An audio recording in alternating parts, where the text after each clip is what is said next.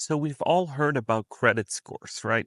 So in order to be a successful American or to be American, you need about three things: an ID, a social security number, and a credit score. And with that, you have the world to your feet. You can do whatever you want, depending on how you utilize stuff and do things. You can achieve anything, right? But you need these three things. So now, today we're going to learn about something else, and this is called a return score at your supermarket or Best Buy or Home Depot. Now you're like, what is a return score? Well, I learned about it yesterday, so I'm going to tell you about it today. Retailers have a problem. And no, I'm not talking about inflation or shrinkage or self checkout lines.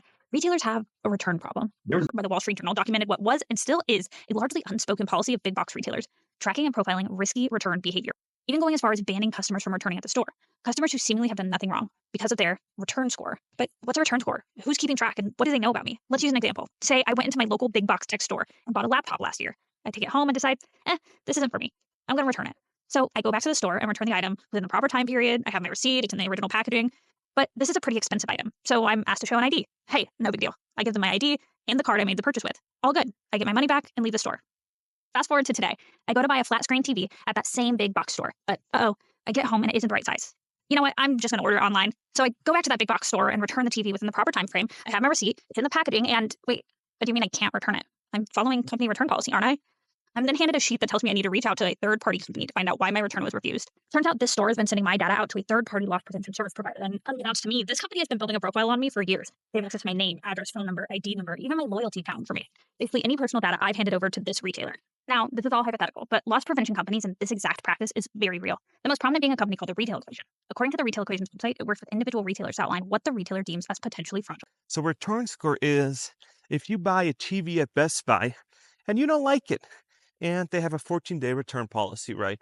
So you go back and you return the TV and you say, well, didn't quite fit, wasn't big enough, and you return it.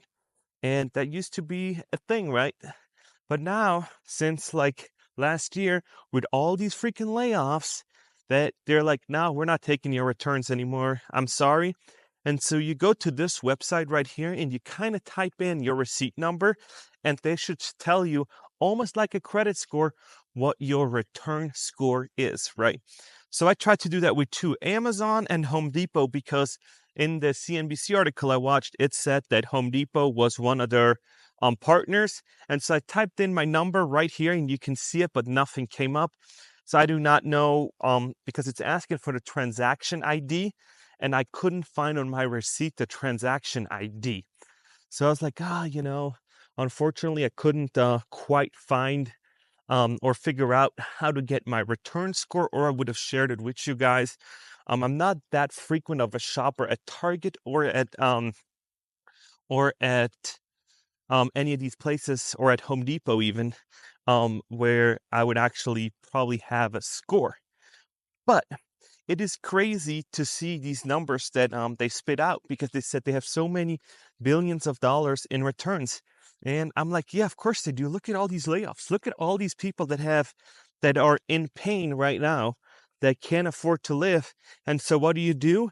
If you do something, you kind of return it. You normally, in a good economy, you'd be like, I can keep it. I will use that device later on.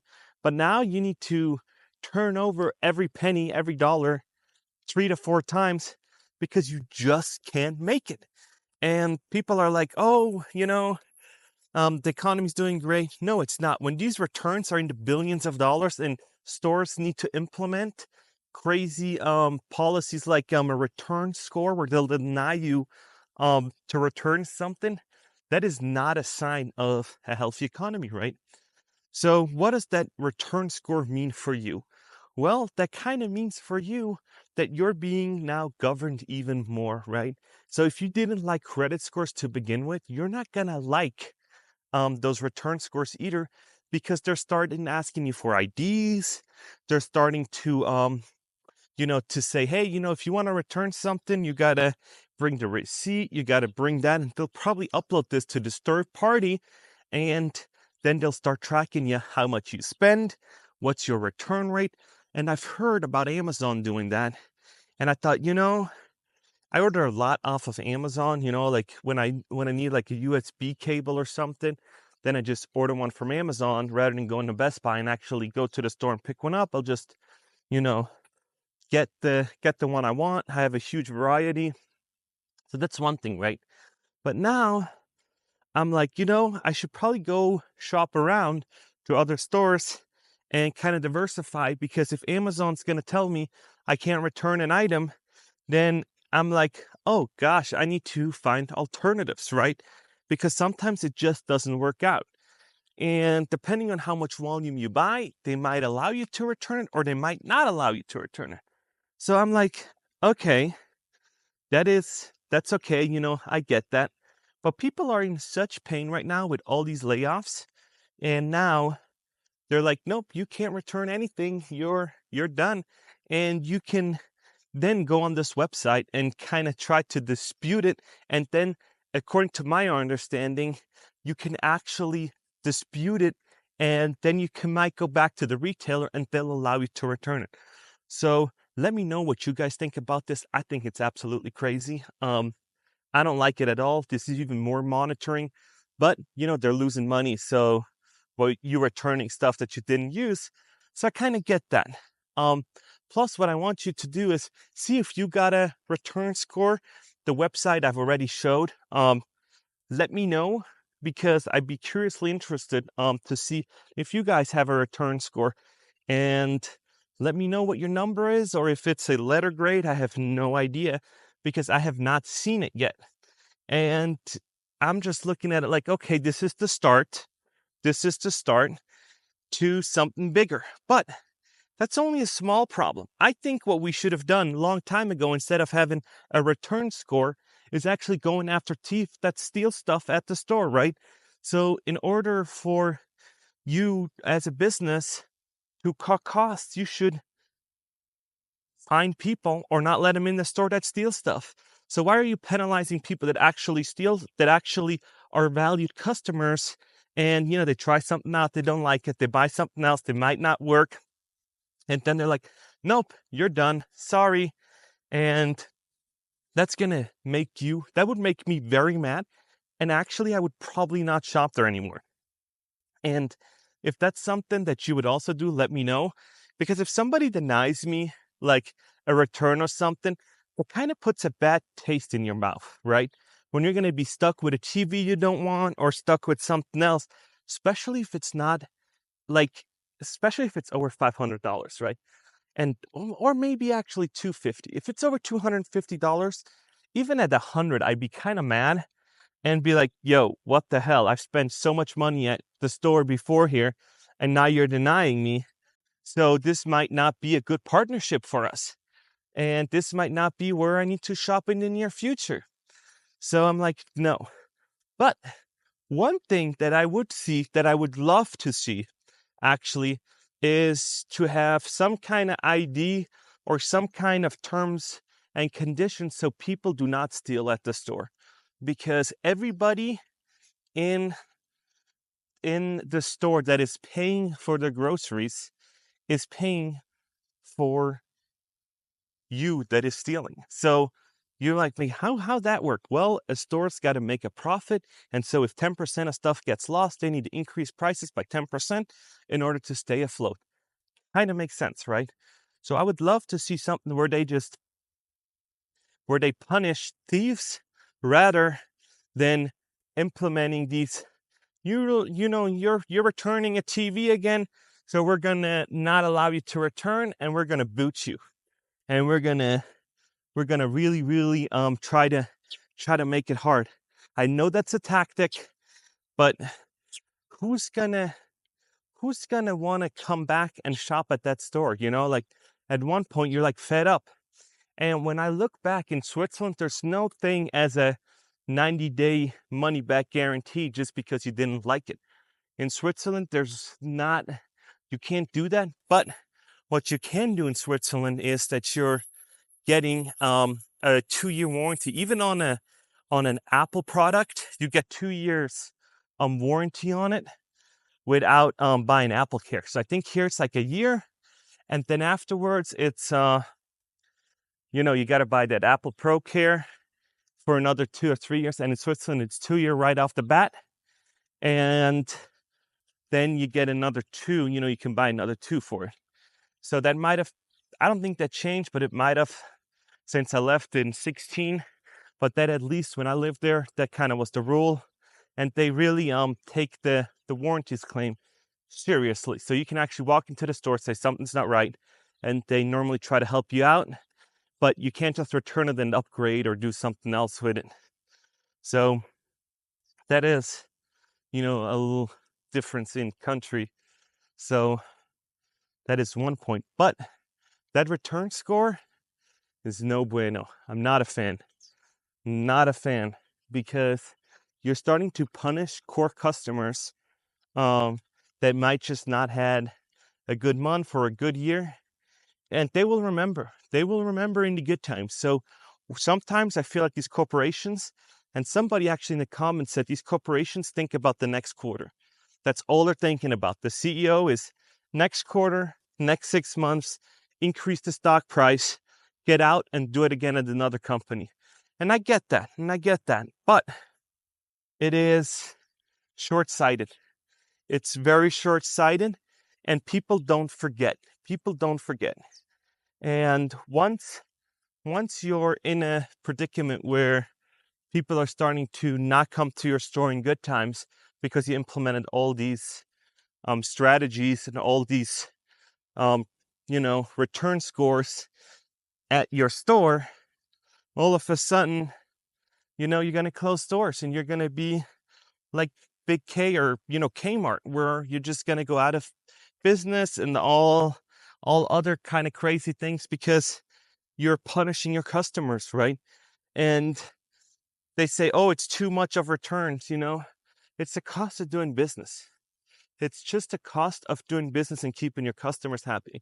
I know if you go and buy a TV for Super Bowl and then return it afterwards, that's not okay. That's clearly not okay. But if you buy something and it's still in the original packaging and it came and it was the wrong one, happens. It's like, it's unfortunate, but it's still, in your right to kind of return it. But, that's just my opinion. Let me know what you guys think. I don't know people that actually buy a TV for Super Bowl and then return it. I've heard it in the news, but I've not seen it personally. So you guys let me know if that's actually a real thing, because haven't seen that lately since TVs aren't that expensive anymore. Probably back in the day where TV was, like a good one was a few $1,000s. That must have been more of the case than today. Because right now you can get like a real good TV for like almost no money. And, you can pick them up at pawn shops and other stuffs for pennies on the dollar. So you guys let me know what you guys think about this, but it's not good. But I am really curious to see if you guys actually have one. If you got denied, that'd be even more interesting for me. If you actually got denied a return because something happened, or you guys just couldn't return it because you returned something beforehand. I'm super curious to hear your story. I am still responding to every comment. So yeah, it might take me a day or two to get there, but I try to, in the car, when I'm not driving, when Allie's driving, try to respond to every comment and try to have a conversation and get to understand where you guys are from and, what the story is, and try to help out and see if I can, help you guys out, make better decisions, without giving financial advice, because every situation's really unique. And I cannot tell people, what to do, because they're going to do it anyways. But I can give them options like, hey, this might be a great idea, or this might be a great idea. So that is it for this video. I'm going to respond to one comment that somebody left me on another video. So somebody asked me if I should buy or rent. So going to respond to that. That's not about the retail store, but that's just about the that's just about another question that I got. And I'm gonna do this. I'm gonna answer these questions. If you have one, let me know, and I will answer it in the end of my videos. So, if you should buy or rent, that's a very, very individual question, and it's very, very hard to decide if that is something that you want to do or not, because homeownership comes with headaches. It comes with repairs. It comes with HOA most of the time. It comes with property taxes and all these other crazy things. So what you really need to know is, are you wanting to buy? Is that something you've been dreaming about? How how um how tied are you to your community? If you have your family in town and all that, it's probably a good idea to buy. If you're family oriented and you want to stay where you're at and you're in a good area. But now, when you're moving around every year because of a job, it's probably not worth buying. And if you're thinking about buying in Florida right now with all these crazy weathers, I'd be like, "Ah, is it really worth me putting down that money, or is it just better in an index fund or something else? Because you do need a down payment." And that's those are all questions that you need to ask yourself. And when you ask me, "Hey, should I buy or rent?" I can't tell you because I don't know your financial situation, and I can't tell you what area you're going to buy in, what you're doing. So you need to kind of figure out, is that something I want to do long term? Am I okay with spending $8,000 on a air conditioning unit once one of them goes out? Is that something I want to dive into? And is ownership something I aspire? Because some people just don't want to do it. If if you want to bounce from town to town, probably buying's not the right thing. So this was a question from a viewer. You guys let me know if you have more questions and you want me to make a video at the end of it.